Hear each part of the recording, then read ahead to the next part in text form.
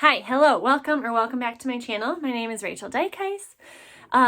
This is my October reading review. So all the books I read in October. I read 13 books. It felt like I kind of was in a reading slump, so I was so pleasantly surprised to see that I had actually read as many as I had. And part of it is that I read some really big books. It just felt like I was on them for a lot longer. So the first book that I read is Old Man's War by John Scalzi. This was a book club pick, so not something that I necessarily would have ever found on my own.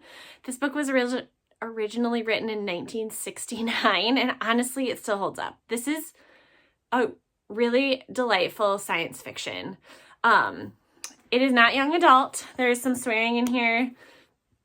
But the premise is that, so I'm guessing this would be way in the future because Earth had a nuclear war, so Eastern countries had to find a new place to live. So India, so they settled planets, and so Americans still live on Earth because that wasn't destroyed.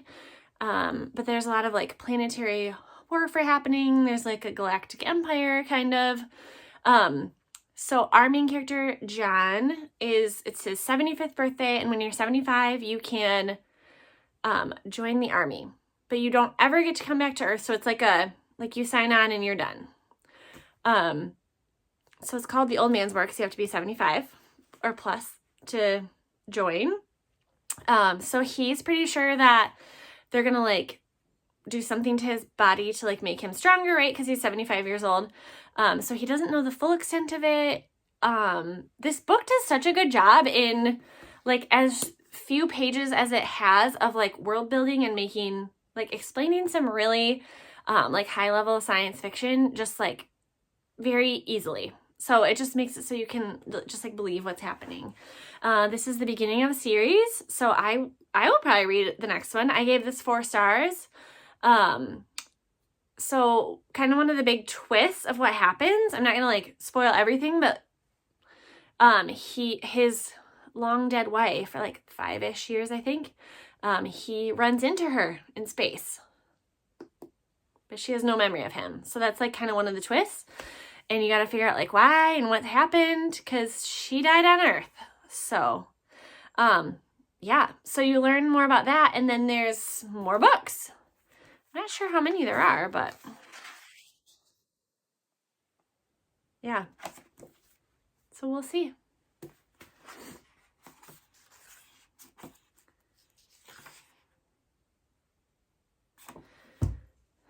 And then my next book that I read was The Small and the Mighty by Sharon McMahon. Sharon McMahon is the Instagram handle at Sharon Says So. She started it in 2020 when there was a lot of political and government misinformation. So as a former government teacher, she thought that she could at least educate people and clarify things so that they could understand better the discourse that was happening. So she does a lot of debunking, the fact that Texas cannot secede from the Union, at least not without all the states around it and a vote, and lots of things have to happen. So I've been following her for many years now, and I've just found her to be just a delight. She's a little sassy, but otherwise just full of hope and joy, and is really using her platform for good. She also has that sounds interesting is her podcast. Oh, here comes Mabel. Oh, she's crazy. So yeah, I've been following her for a long time. So she just wrote The Small and the Mighty. This is the story of 12 unsung Americans and going throughout history. They're just really good stories. She tells it really well. It sounds exactly like her voice. I've heard that the audiobook is amazing. So definitely recommend audio. I think that I will listen to the audiobook because I ingested this pretty quickly because I was going to meet her. So I did get to go meet her, and she signed my book. Did I just stand there dumbstruck while she talked to us? Yes. But she was amazing. The book tour was so fun. There was a DJ, there was dancing. She got up and spoke for 2 hours, and I actually my face hurt from how hard I was smiling and laughing in the first part. And then at the end, there were multiple times where I was like, am I going to cry? Am I going to cry at this book tour? She's just full of hope, and she just truly believes that like every American can do something for America. So highly recommend. 5 stars. The next book that I read, very different vibe than that. 5 Survive.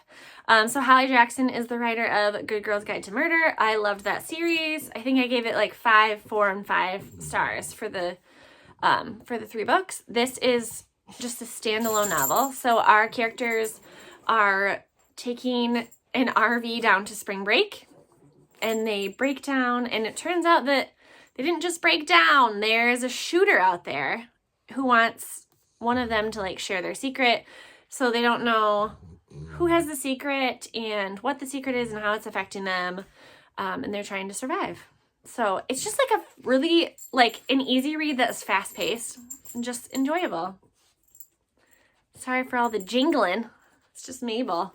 So I gave this, I think I gave it 4 stars. Oh, I gave it 5 stars.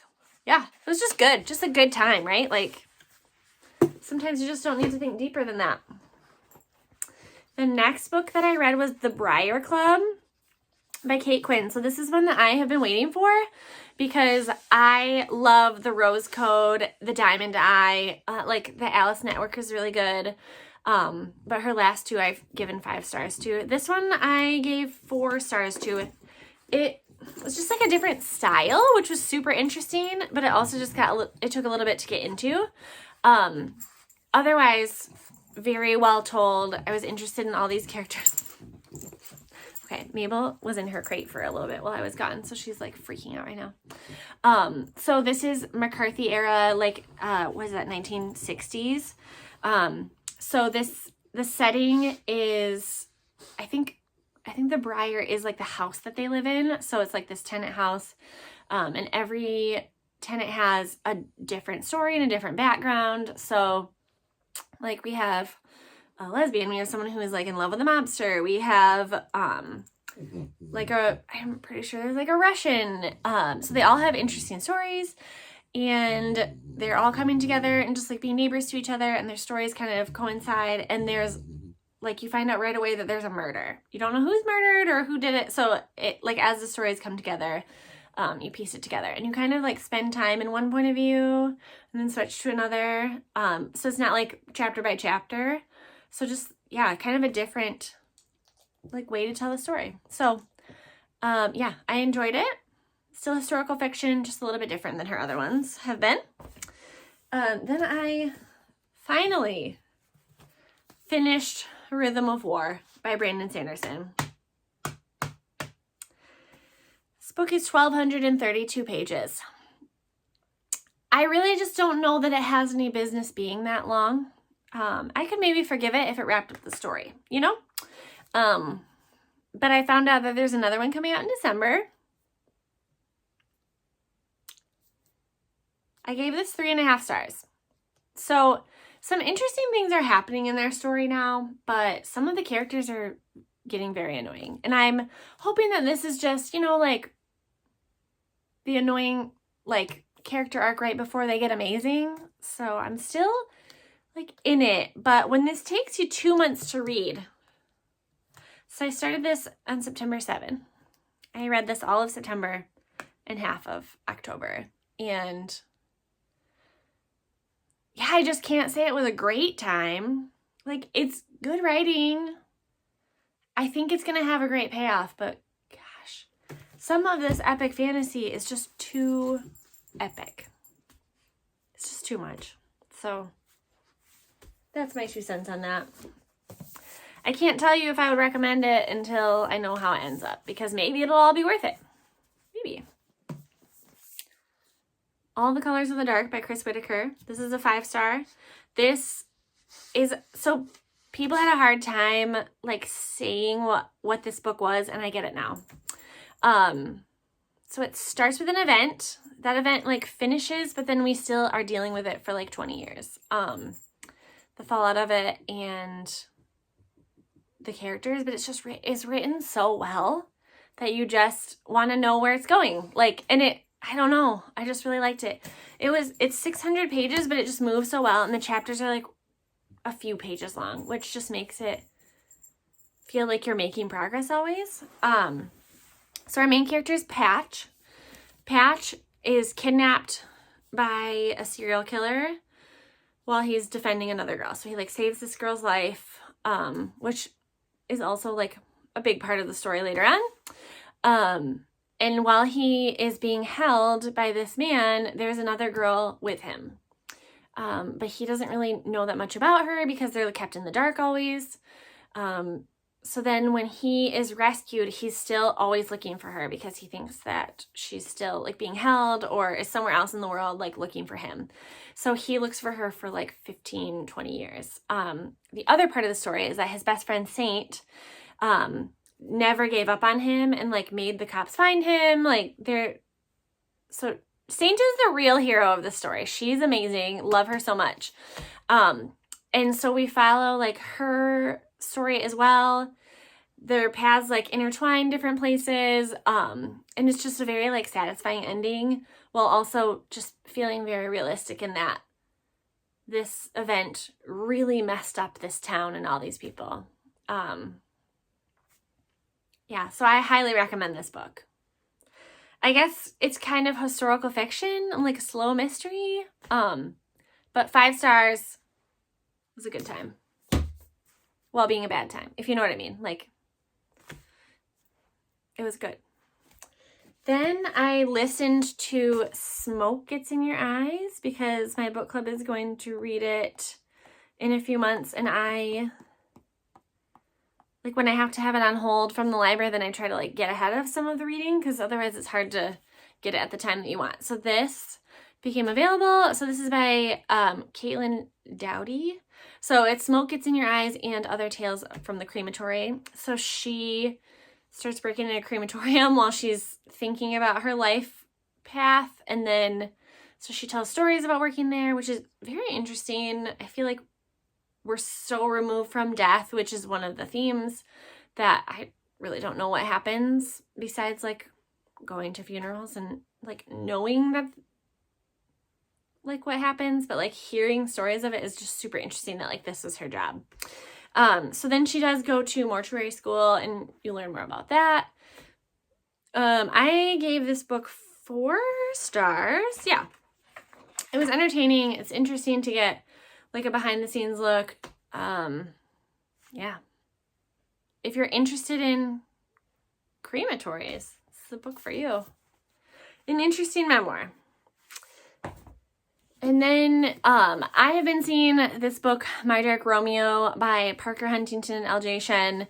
I've been seeing this all over the Bookstagram and the Book Talk. So I thought I'd give it a try. I really had no concept of what it is.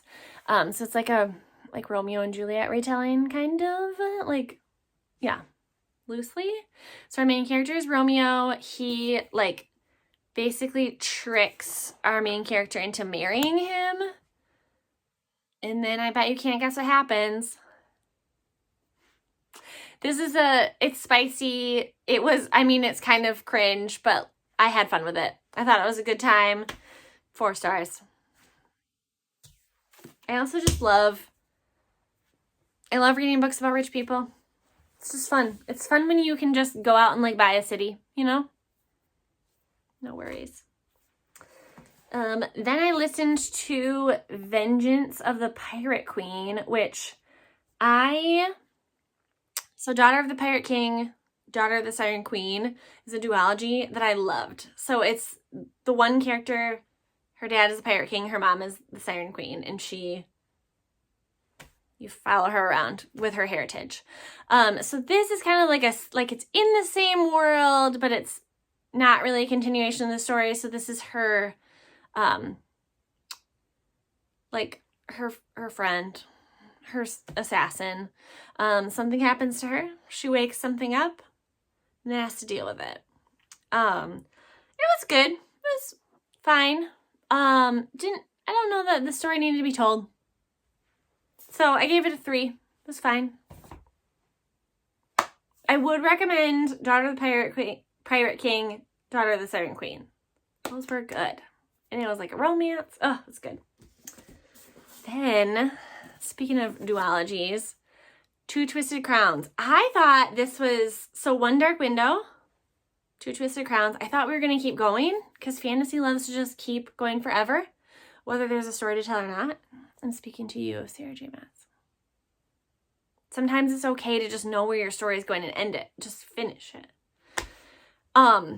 So I was delighted that because this book felt like it was kind of wrapping up, and it did. It wrapped up. I got all of my questions answered.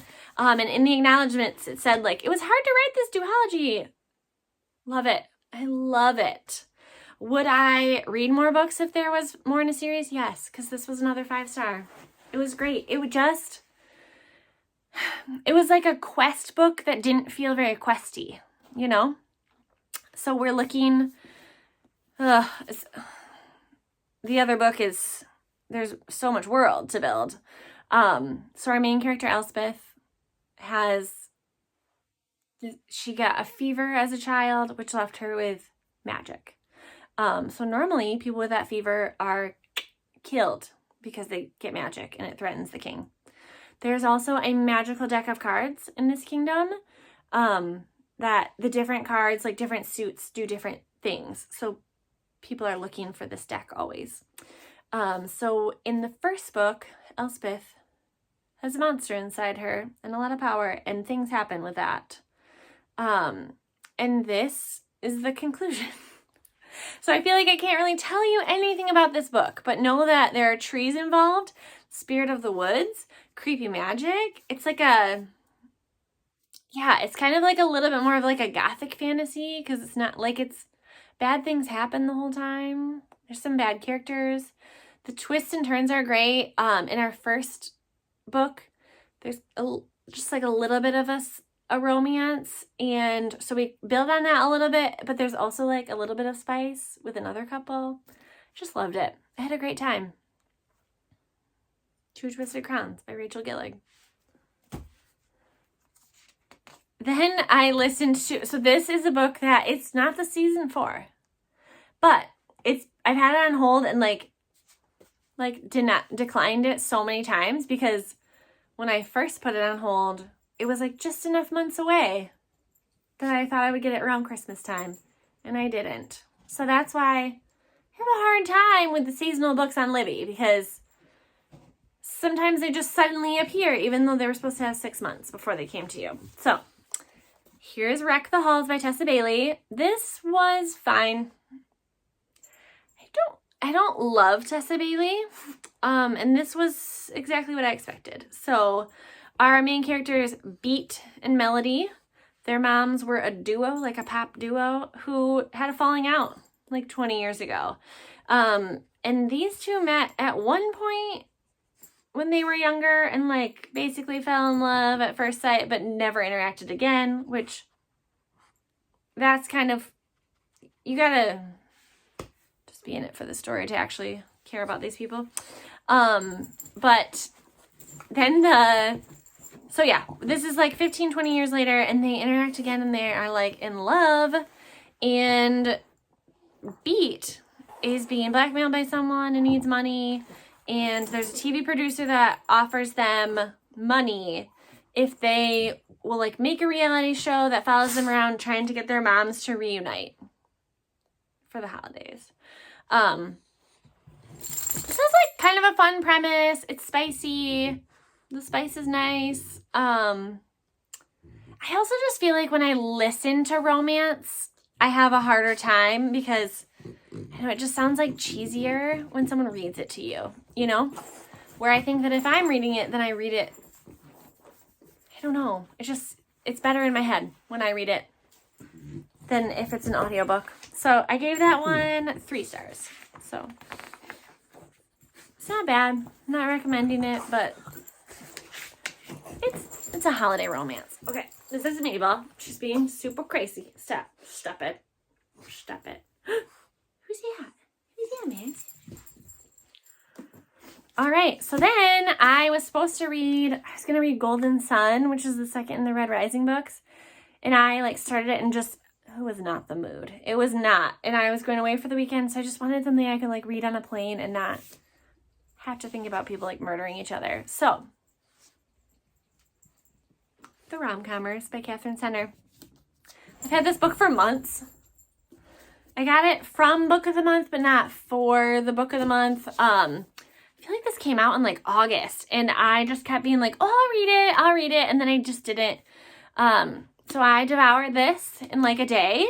It was delightful. It's like a 4.5 star. I don't feel like it was good as like Beautiful Stranger or some of her other ones. Whew, sorry.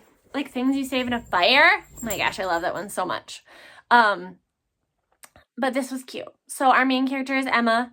She's been taking care of her dad who got in a hiking accident and cannot be left alone. She is an aspiring screenwriter, but her life got derailed by her dad's accident. She is hired to help her very favorite screenwriter, Charlie, to screenwrite a rom-com because he is bad at it. So, yeah, so she shows up even though he doesn't know she's coming because he doesn't know she's been hired to do it. And they're like a grumpy sunshine. There's a lot of anxiety involved. It's just cute. It's just a cute romance. The banter's good. I hope I'm not shocking you when I say that they get together. 4.5 stars. Catherine Center is an immediate for me. Like, I just love her books. I do. I love them so much. Then I read Leather and Lark. I've been putting this off for a little while. So The Butcher and the Blackbird, I liked. It was funny. It was a different premise. Leather and Lark builds off of Butcher and the Blackbird, but it's like the friend and the brother getting together. I don't know. I thought these characters were more annoying than the first book, so I didn't love it. I gave it 3 stars. It's spicy. They unalive a lot of people. If you like that, you might love it. I want to love this series. I just don't. So, there you go. My last book for the month is The Inmate by Frida McFadden. So I get a little bit nervous going into the back catalog of authors because, like, I don't know, sometimes they're not that good, you know? Now I feel like, is this the one book cover I don't have? So I've been, like, slowly trying to go through her books because The Housemaid was great. The Wife Upstairs, not so great. So, like, you know, where's the good and where's the bad? So The Inmate. Our main character is Brooke. 15 years ago, Brooke's boyfriend tried to strangle her to death and, like, killed her other friends. So he's now an inmate. She decides that she should be a nurse practitioner in that prison. So that felt like I had to really suspend some disbelief to believe that. Like, I have a hard time believing that a prison doesn't put that together. That you're the nurse practitioner, especially when you didn't change your name. And I don't think that they would let you take care of this guy, but, you know, like, you're his victim. I don't think you'd yeah. So as she is interacting with her ex, who she has a child with, she's wondering if maybe he didn't do it and her best friend actually did it. And there's a lot of twists and turns back and forth. And I don't think it's believable that people get in and out of prison so quickly. Like, first of all, I know that convictions take a long time and it feels like it would take a while to overturn it as well. But if I suspend all of that, then it was pretty entertaining. So I gave it 3.5 stars. It's just like an easy listen. Mystery thriller. There you go. And that is the month. So for November, I'm having my siblings pick out books for me to read. And they picked almost all audiobooks. So the audio selections will be from them. And then the rest, we'll see what happens. Because I'm gonna try to fit in a lot of nonfiction, like Nonfiction November, but then there's other books that I really want to read too. And then December, I will turn to, I don't know, I feel like I'll probably do a lot of romance and holiday. So the year is almost done. And I will see you again. I'm thinking about blogging in November, but we'll see. Bye.